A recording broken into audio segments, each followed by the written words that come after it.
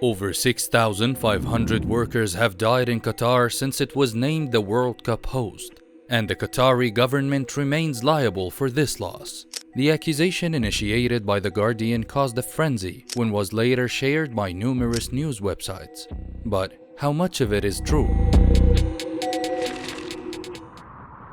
Suspicious numbers.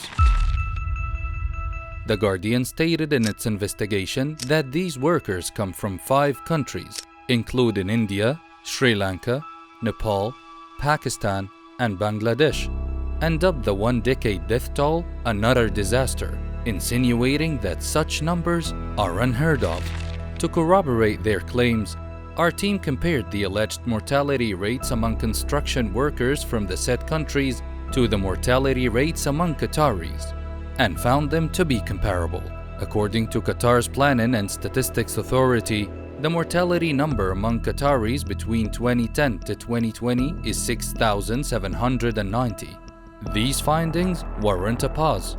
When we take a second look at the mortality number among workers from the 5 countries, 6,500 to be exact, and also look at the official statistics about Doha, we realize that expats from the 5 countries outnumber Qatari nationals by as many as 5 times. So, what prompted The Guardian to associate these deaths with construction sites? Cause of death.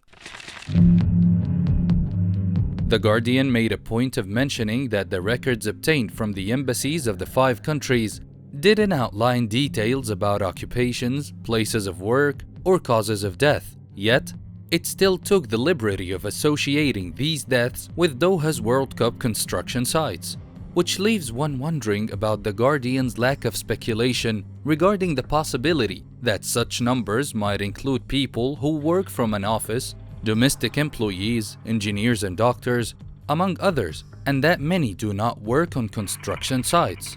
So what incited The Guardian to link these mortality records to the World Cup's construction sites? The embassy's point of view. What raises further suspicion about The Guardian's investigation is the lack of criticism from embassies, as none gave statements to hold Qatar responsible for the death of their own citizens, nor did they find the number suspicious to begin with. To the contrary, in 2014, the Indian embassy clearly stated that mortality rates among its citizens are normal, particularly so when the number of Indian migrants working abroad is taken into account. The embassy also attributed most deaths to natural causes, which hence begs the question, on what grounds was The Guardian's investigation built? Not only was their analysis illogical, but it also lacked official statements from the relevant embassies and other reliable sources. It's finally worth mentioning that Pete Patterson, the journalist behind the investigation, has been quite adamant about writing the same story from the same perspective for years now, and that alone could point anyone to the moral of this tale.